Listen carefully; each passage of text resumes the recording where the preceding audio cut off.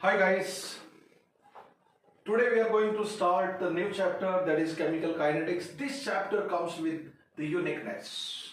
What is the uniqueness with this chapter? आज तक आपने 11th स्टैंडर्ड में केमिकल इक्विलिब्रियम पढ़ा, आयनिक इक्विलिब्रियम पढ़ा, थर्मोडायनेमिक्स पढ़ा, मोल कॉन्सेप्ट पढ़ा, इक्विवेलेंट कॉन्सेप्ट पढ़ा, टाइट्रेशन पढ़ा, आपने जनरल ऑर्गेनिक केमिस्ट्री पढ़ी, आपने रिएक्शन मैकेनिज्म पढ़ा. You studied lot of chapter S block के different chemical properties, physical properties of different elements of S block, some S block elements. So guys, किसी में भी आपने जब स्टोइकियोमेट्री के क्वेश्चन किए रिएक्टेंट और प्रोडक्ट, तो किसी ने भी ये नहीं पूछा आज तक आपको कि भाई रिएक्टेंट का स्टार्टिंग में 0.1 मोलर है, कितने टाइम बाद, कितने मिनट बाद, कितने सेकंड बाद 0.1 मोलर घटकर 0.05 मोलर रिएक्टेंट का रह गया. कब रिएक्टेंट कितने टाइम, कितने घंटे, कितने मिनट बाद रिएक्टेंट पूरी तरह प्रोडक्ट में कन्वर्ट हो गया? Nobody asked this question. Hope you are identifying this particular fact about your 11th standard.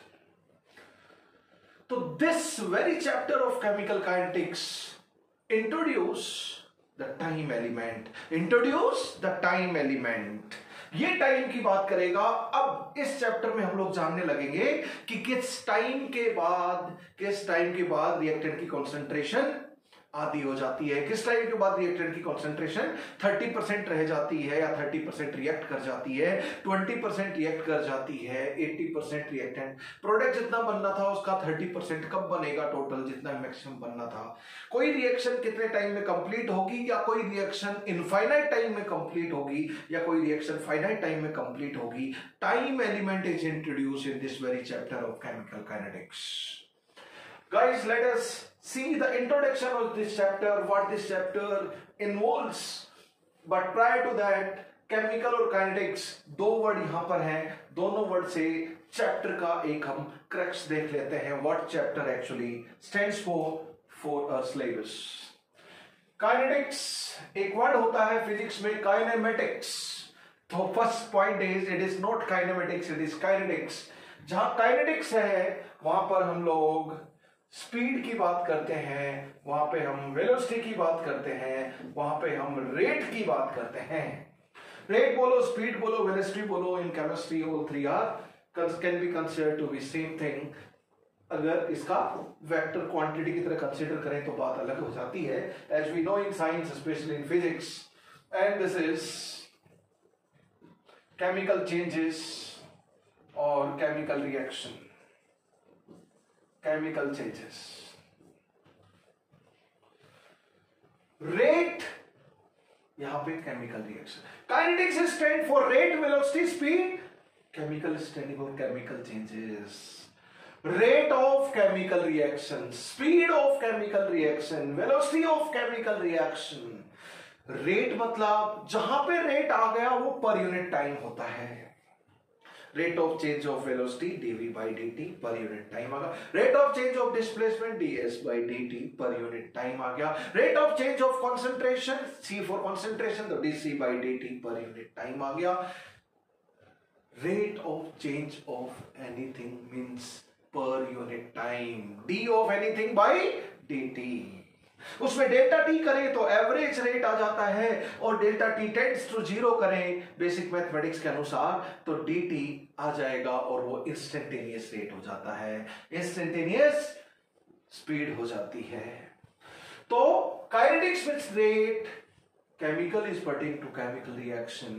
In this chapter of chemical kinetics, guys and girls, we study rate of chemical reaction, speed of chemical reaction, velocity of chemical reaction. Rate of chemical reaction मतलब how much fast or how much slow or at what speed reaction is taking place, chemical change is taking place. अब वो chemical species involve करने वाला change chemical reaction भी हो सकती है, और फेज ट्रांसफॉर्मेशन भी हो सकता है, या और कोई दूसरी चीज भी हो सकती है जहां पर केमिकल स्पीशीज तो हर जगह विद्यमान है. तो कहीं पे भी केमिकल स्पीशीज होंगी, उनमें अगर चेंज हो रहा होगा तो वो कितने टाइम में कितना चेंज हुआ वो आपको रेट ऑफ चेंज बताएगा. दोस्तों, तो rate of the chemical reaction, chemistry में 3 चैप्टर्स की अलग अलग इंडिविजुअल अकाउंटेबिलिटी रिस्पॉन्सिबिलिटी है। कोई केमिकल रिएक्शन हुई, कोई फेज ट्रांसफॉर्मेशन हुआ, कोई भी प्रोसेस हुई इन्वॉल्विंग केमिकल स्पीसीज, तो 3 bigger questions to arise in our mind. First is whether that process, whether that reaction, whether that physical change will take place or not under given set of condition. Second, if no or yes, if yes it is taking place, then up to what extent the process take place, chemical reaction तो कितने percentage reactant molecule product में convert हो जाएंगे। Third, कितने time में हो जाएंगे। Third question is कितने टाइम में हो जाएंगे, स्लो हो रहे हैं या फास्ट हो रहे हैं। First responsibility, weather given conditions पे केमिकल रिएक्शन और फेज ट्रांसफॉर्मेशन या कोई भी chemical process involving chemical species होगी या नहीं होगी, ये हमारा भविष्यवाणी कर सकता है thermodynamics. Feasibility of the process, spontaneity of the process under given set of condition, delta S universe positive तो होगी।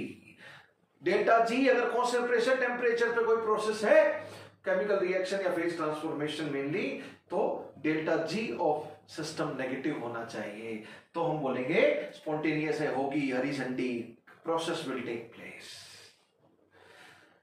कितने एक्सटेंट तक होगी, अगर तब तक इक्विलिब्रियम अचीव हो जाएगा तब तक रिएक्टेंट प्रोडक्ट में चलते चले जाएंगे फॉर ए केमिकल रिएक्शन, और इक्विलिब्रियम पे नेट रिएक्टेंट प्रोडक्ट में नहीं जाएंगे क्योंकि रिएक्टेंट का अमाउंट कांस्टेंट हो जाता है।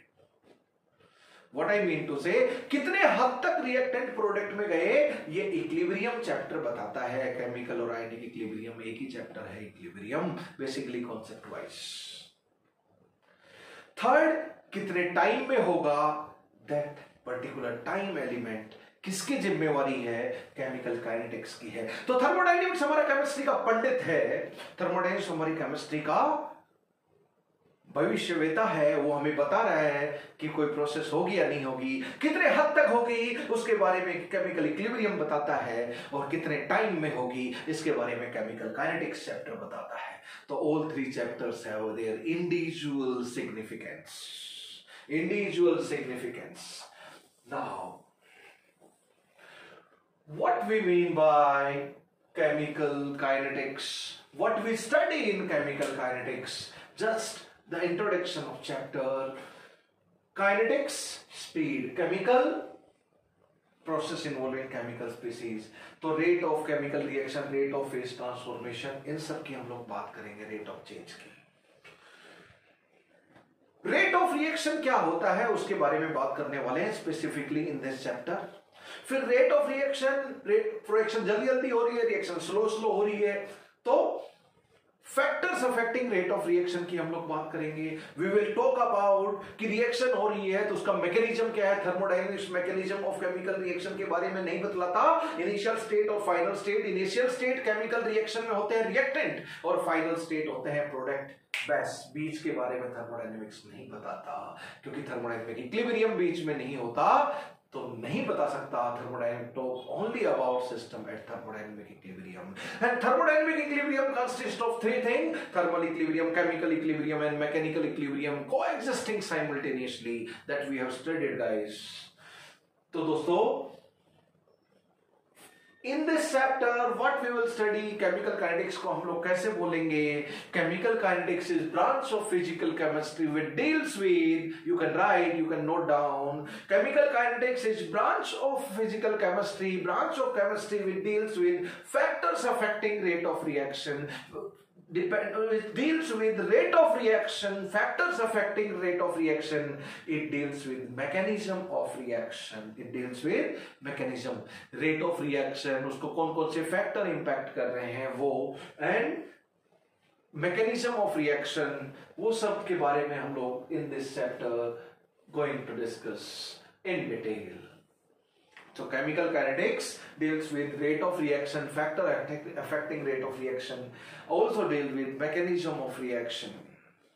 अब ये rate of reaction का हम लोग जानते हैं क्या है, what this chapter consists of, तो केमिस्ट्री में किस जगह पर ये चैप्टर है उसकी हमने बात की। आज के बाद काइनेटिक्स पढ़ने के बाद, जैसे ही हम लोग काइनेटिक्स पढ़ेंगे कंप्लीट करने के बाद, उसके बाद जो हमारा पूरा चैप्टर टिका रहेगा उसका इस्तेमाल टाइम एलिमेंट में पूरी आने वाली केमिस्ट्री में कर सकते हैं बिंदास। केमिकल काइनेटिक्स 12th स्टैंडर्ड का थर्ड चैप्टर है और फिजिकल केमिस्ट्री का भी 12th स्टैंडर्ड की फिजिकल केमिस्ट्री का भी थर्ड चैप्टर है केमिकल काइनेटिक्स।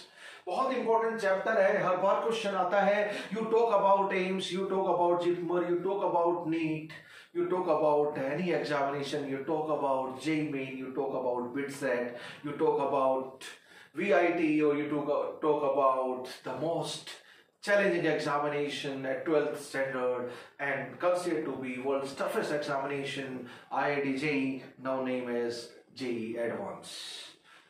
तो दोस्तों इसमें कोई भी चैप्टर, कोई भी एग्जाम ले लीजिए, chemical kinetics is going to show its presence undoubtedly. Chemical kinetics का क्वेश्चन पक्का आएगा, there is no question about it. तो दोस्तों केमिकल काइनेटिक्स की अगर हम बात करें तो chemical kinetics what this chapter consist of, क्या क्या हमें पढ़ना है उसके बारे में हम लोग बात करते हैं। There are certain subtopics that we are going to talk about in this chapter chemical kinetics। first है types of chemical reactions, I will discuss। second is what we mean by rate of reaction। third is factors affecting rate of reaction, then order of reaction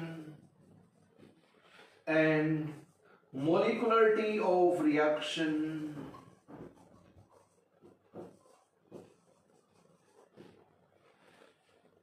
उसके बाद हम लोग बात करेंगे rate law. उसके बाद अगर हम बात करेंगे इस चैप्टर में तो differential rate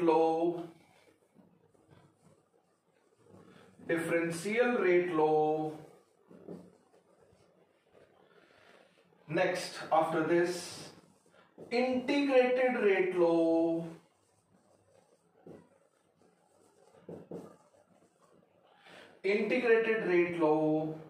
for zero order reaction, integrated rate law for first order reaction,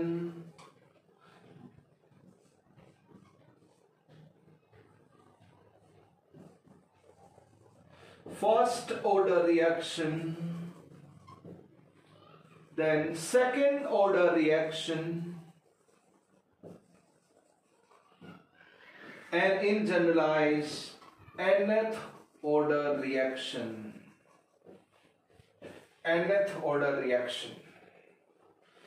After that, 8th, methods to determine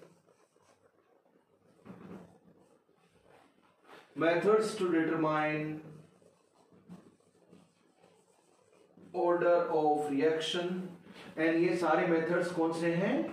experimental method हैं। After that methods to monitor reaction progress। next is effect of temperature and catalyst on reaction rate। यहीं पे हम पढ़ते हैं आर्रेनियस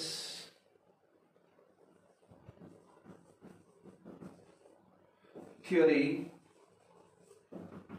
and last हो जाएगा complications in first order kinetics.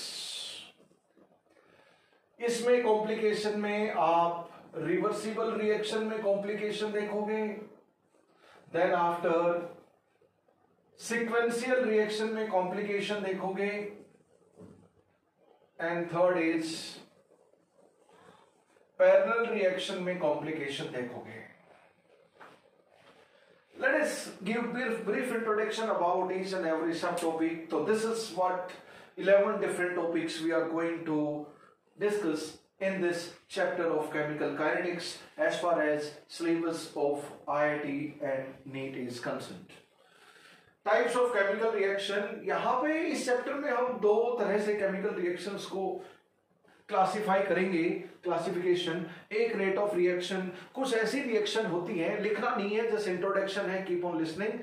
If you want to write small things you can write, otherwise I will discuss the complete chapter fully in detail further on. सिर्फ किसकी कितनी इंपॉर्टेंस है वो मैं बताने जा रहा हूं. टाइप्स ऑफ केमिकल रिएक्शन क्या है इस चैप्टर में. टाइप की क्लासिफिकेशन का कुछ अलग बेसिस है. जैसे ऑर्गेनिक केमिस्ट्री में हम अलग तरह से क्लासिफाई करते हैं, addition reaction, substitution, elimination, rearrangement reaction, depending upon reaction, intermediate chemical reaction, carbocation intermediate वाली, केमिकल रिएक्शन कार्बन आयन वाली, कार्बिन वाली, नाइट्रीन वाली, बेंजाइन इंटरमीडिएट वाली, ये सब नो कार्बन फ्री रेडिकल. तो 6 तरह के मेनली रिएक्शन इंटरमीडिएट हम लोग पढ़ते हैं. या डिफरेंट वेज. यहां पे जो हम केमिकल रिएक्शन का क्लासिफिकेशन करेंगे that is based on rate of reaction. That is based on rate. बहुत ज्यादा हो, फटाक देसी हो जाए, within twinkling of eye it all happen. आपने पलक झपकी हो, सब कुछ हो गया. Love at first sight. Just like that. What I mean to say, jokes apart, कि बच्चों रिएक्शन एक क्षण में फटाक देसी होगी, इंस्टेंट में होगी, with in fraction of second में होगी एग्जैक्टली स्पीकिंग. तो उसको हम इंस्टेंटेनियस रिएक्शन और एक्सट्रीमली फास्ट रिएक्शन बोलेंगे. और जो रिएक्शन बहुत, जैसे रेडिकल रिएक्शन बहुत जल्दी हो जाती है, बहुत फास्ट हो जाती है. जो रिएक्शन बहुत धीरे धीरे हो, जैसे रस्टिंग ऑफ आयरन, उसको एक्सट्रीमली स्लो रिएक्शन बोलते हैं. और जिनका रेट ना बहुत ज्यादा फास्ट हो ना बहुत ज्यादा स्लो हो, बीच का रेट हो कंसिडरेबली, जिनको इजीली जिसका रेट एक्सपेरिमेंटली मेजर भी किया जा सके, उसको मॉडरेट रेट रिएक्शन और measurable rate reaction. So guys and girls, depending upon rate of reaction, chemical reactions are of 3 types: extremely fast reaction or instantaneous reaction, extremely slow reaction, and third is moderate rate reaction, या उसी का नाम measurable rate reaction होता है. इस chapter में हम जो भी पढ़ने वाले हैं वो मेजरेबल रेट रिएक्शन ही पढ़ने वाले हैं, सारी की सारी. Will talk about it. एक और पढ़ेंगे हम लोग, एक कोई केमिकल रिएक्शन एक ही स्टेप में हो जाए उसके मैकेनिज्म के अनुसार, तो हम बोलेंगे एलिमेंट्री रिएक्शन और सिंगल स्टेप रिएक्शन.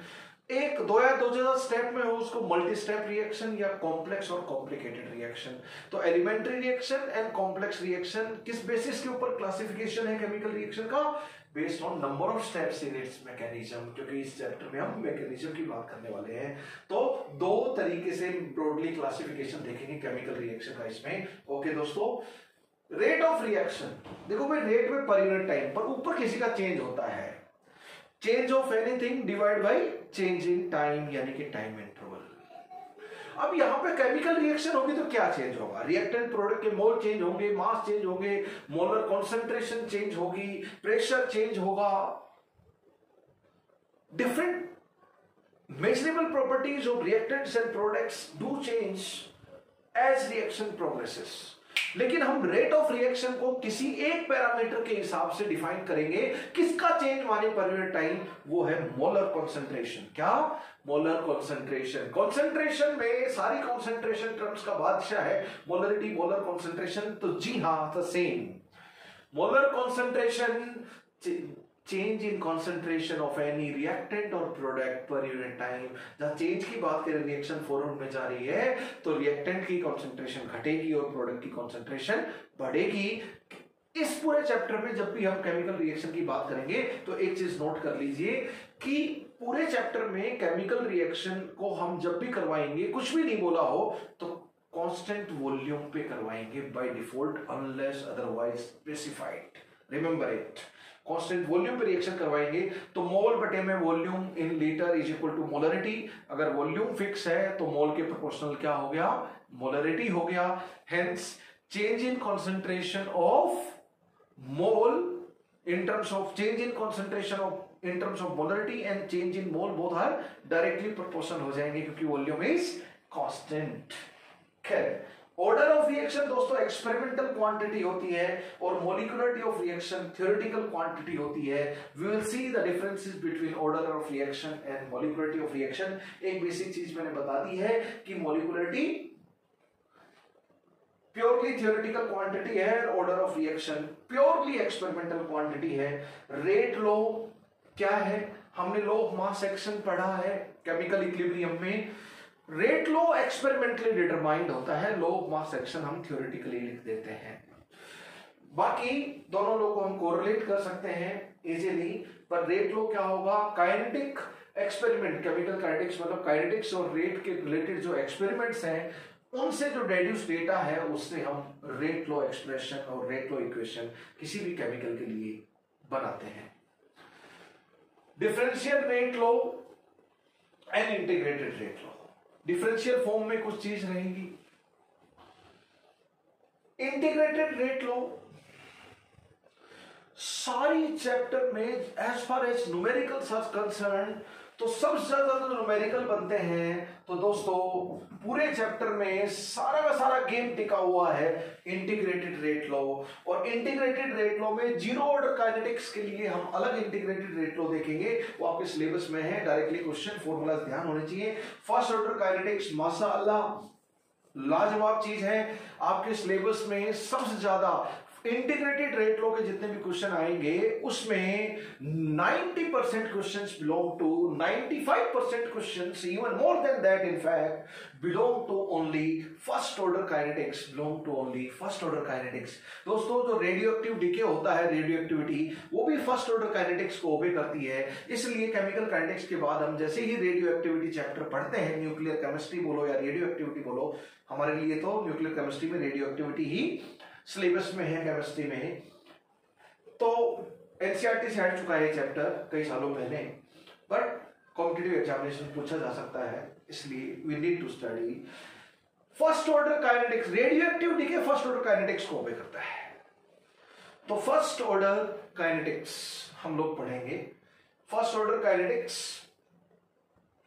और फर्स्ट ऑर्डर काइनेटिक्स का इंटीग्रेटेड रेट लॉ के ऊपर सारे के सारे क्वेश्चन इतने नंबर में पूछे जाएंगे कि it is overwhelming for us. Yes, you must fall in love with integrated rate law equation of first order kinetics.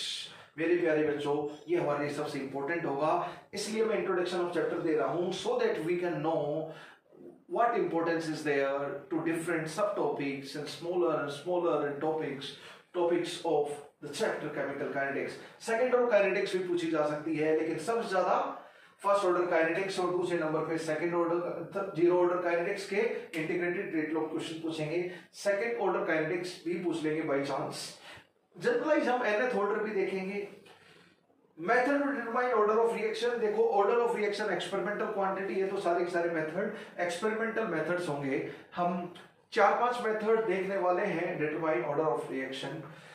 Method to monitor the reaction progress, reaction कितनी प्रोग्रेस कर गई, रिएक्टेंट कितने product में चले गए हैं और कितने रिएक्टेंट स्टिल रह गए हैं, तो रिएक्शन कितने हद तक प्रोग्रेस कर गई, वो हम बहुत सारे तरीके से एक्सपेरिमेंटली डिटरमाइन कर सकते हैं, मॉनिटर कर सकते हैं, देख सकते हैं। उसमें गैसियस रिएक्शन है तो प्रेशर कैसे चेंज हो रहा है, कांस्टेंट प्रेशर रिएक्शन हो रही है तो वॉल्यूम कैसे गैसियस रिएक्शन का चेंज हो रहा है, या फिर कोई एसिड या बेस है रिएक्टेंट प्रोडक्ट साइड तो टाइट्रेशन करवा देंगे, उसमें एसिड है तो बेस के साथ, बेस है तो एसिड के साथ, तो अलग अलग स्टेज के ऊपर बिगिनिंग में एक सैंपल ले लेंगे टाइट्रेशन के लिए, T1 टाइम के बाद सैंपल ले लेंगे, रिएक्शन और आगे बढ़ गई, T2 टाइम और बाद में हुआ, उसके बाद सैंपल ले लेंगे, बार बार टाइट्रेट करेंगे। जितनी ज्यादा टाइट्रेशन में वॉल्यूम ऑफ टाइट्रेंट आपको रिक्वायर्ड होगा उतना ही ज्यादा रिएक्शन आपकी प्रोग्रेस हो चुकी है, या फिर इसका इंटरप्रिटेशन और तरह भी निकल सकता है। We will see there are different ways to monitor the reaction progress, reaction कितनी आगे बढ़ गई उसके different ways हैं, experimental ways to determine the reaction progress, वो सब हम लोग देखने वाले हैं। ये बोर्ड के लिए नहीं है ये टॉपिक, और बोर्ड के लिए ये टॉपिक भी नहीं है, but effect of temperature and catalyst on reaction rate, that is Arrhenius theory, और उसमें हम आर्हेनियस इक्वेशन पढ़ते हैं। Arrhenius theory transition state theory, ये यहाँ पे हम लोग पढ़ते हैं और इसका हम कुछ यूटिलाइजेशन आर्हेनियस थ्योरी का हम लोग 11th स्टैंडर्ड में केमिकल इक्विलिब्रियम में कर चुके हैं. We need to discuss a topic in equilibrium that is known as kinetics of equilibrium, and next topic is thermodynamics of equilibrium. तो equilibrium में thermodynamics of equilibrium जब टॉपिक पढ़ते हैं तो थोड़ा थर्मोडाइनमिक्स का जितना यूटिलाइजेशन इक्विलिब्रियम से रिलेटेड है दोस्तों वो हम पढ़ लेते हैं. और काइनेटिक्स ऑफ इक्विलिब्रियम में हम बस यही चीज पढ़ते हैं और कुछ नहीं पढ़ते हैं कि रेट और रेट कांस्टेंट ऑफ रिएक्शन को टेम्परेचर चेंज करने पर कैसे फर्क पड़ता है. दोनों बढ़ते हैं हम लोग जानते हैं. और कैटलिस्ट डाल दें तो क्या फर्क पड़ता है. रेट ऑफ रिएक्शन और रेट कांस्टेंट ऑफ रिएक्शन दोनों बढ़ते हैं अगर पॉजिटिव कैटलिस्ट ऐड कर दिया रिएक्शन मिक्सर में, और rate of reaction rate constant दोनों घटते हैं अगर नेगेटिव कैटलिस्ट ऐड कर दिया रिएक्शन मिक्सर में. तो दोस्तों इफेक्ट ऑफ कैटलिस्ट एडिशन क्या होगा और इफेक्ट ऑफ टेम्परेचर क्या होगा on rate of reaction and rate constant of reaction, that we are going to study in this topic. तो न्यूमेरिकल के हिसाब से ये इंपॉर्टेंट है और दूसरे नंबर पे ये इंपॉर्टेंट है complication in first order kinetics. First order kinetics के कॉम्प्लिकेटेड केसेस जो आसानी से सोचना थोड़ा डिफिकल्ट है, but we will understand it and you will find reasonably understandable while discussing it. तो दोस्तों इसका जो पैरेलल रिएक्शन है वो आपकी नीट में, जेई में, सब में पूछी जाती है. रिवर्सिबल रिएक्शन जेई एडवांस में पूछी जा सकती है, बाकी एग्जामिनेशन में चांसेस बहुत थिन होते हैं. सीक्वेंशियल रिएक्शन भी हमें पूछी जाती है, तो नीचे वाली दो रिएक्शन रिलेटिवली ज्यादा काम आती है. पैरेलल और सीक्वेंशियल रिएक्शन तो फर्स्ट ऑर्डर काइनेटिक्स की हम रेडियो एक्टिविटी में भी पढ़ते हैं, फिजिक्स में भी और केमिस्ट्री में भी, दोनों में. फिजिक्स में रेडियो एक्टिविटी मॉडर्न फिजिक्स का हिस्सा है. मॉडर्न फिजिक्स जो लास्ट में पढ़ते हो आप अपने सिलेबस में, उसी में मैग्नेटिज्म और मॉडर्न फिजिक्स में से यही तो है 12th में और है. फिजिक्स में ब्रॉड टॉपिक्स, उनके चैप्टर्स बहुत सारे अलग अलग हैं, that is of course there syllabus. Sequential reaction, parallel reaction, ये दो स्पेशल केस हम रेडियो एक्टिव डीके में, रेडियो एक्टिविटी में पढ़ते हैं, क्योंकि radio activity is obeying approximately first order kinetics. इसलिए ये फर्स्ट ऑर्डर के कॉम्प्लिकेटेड केस वहां पे चलते हैं, लेकिन रिवर्सिबल रिएक्शन वाला केस रेडियो एक्टिविटी में इस्तेमाल नहीं होगा. केमिकल काइनेटिक्स में पढ़ सकते हो, क्योंकि केमिकल काइनेटिक्स में हम केमिकल रिएक्शन पढ़ते हैं और वहां पे न्यूक्लियर रिएक्शन है. रेडियो एक्टिविटी के इस अल्फा बीटा गामा रे का नेचुरल रेडियो एक्टिविटी में इनका निकलना नेचुरल रेडियो एक्टिविटी कहलाती है, और वो अपने आप होता है, न्यूक्लियस से निकलते हैं ये एनर्जेटिक रेस. तो अल्फा बीटा गामा रेस का निकलना अपने आप spontaneously from high energy nuclei is radio activity. तो दोस्तों उसमें न्यूक्लियस की बात है, वो एक न्यूक्लियर चेंज है, न्यूक्लियर रिएक्शन है, और न्यूक्लियर रिएक्शंस की कोई एक्टिवेशन एनर्जी नहीं होती, एक्टिवेशन एनर्जी जीरो होती है. एक्सटर्नल प्रेशर टेम्परेचर चेंज करें तो न्यूक्लियर रिएक्शंस की सेहत पर फर्क नहीं पड़ता है, लेकिन केमिकल रिएक्शंस का फर्क पड़ता है. उनका रेट टेम्परेचर बढ़ाने पर बढ़ जाता है, लेकिन न्यूक्लियर रिएक्शंस को फर्क नहीं पड़ता. लेकिन एक चीज कॉमन है कि रेडियो एक्टिविटी जो है वो फर्स्ट ऑर्डर काइनेटिक्स को न्यूक्लियर रिएक्शन, न्यूक्लियर चेंज होते हुए फर्स्ट ऑर्डर काइनेटिक्स को भी करती है. और हम जो केमिकल रिएक्शन पढ़ने वाले हैं चैप्टर में वो भी फर्स्ट ऑर्डर की मेनली पढ़ने वाले हैं. इसलिए रेडियो एक्टिविटी के न्यूमेरिकल हमारे केमिकल काइनेटिक्स से बहुत मिलते जुलते हैं. Numerical you will find numericals of radioactivity like peanuts, very easy, it is cake walk. दोस्तों पर न्यूक्लियर रिएक्शंस जो होती है वो इरिवर्सिबल होती है.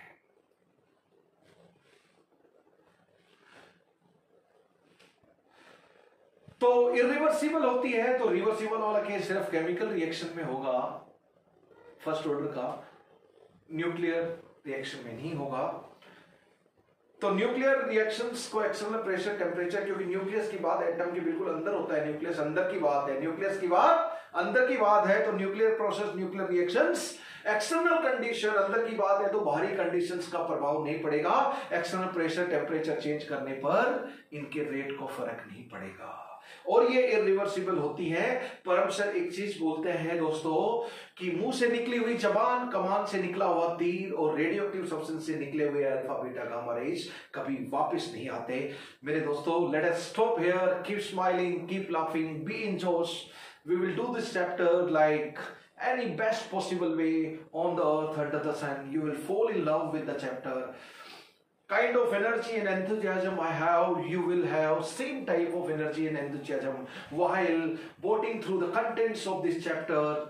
And this is just the introduction of chapter. दोस्तों चैप्टर बहुत इंटरेस्टिंग है और आपको बहुत अच्छे समझ में आएगा. ये चीज आप प्री कंसीव्ड नोशन की तरह अपने दिमाग में बैठा लीजिए.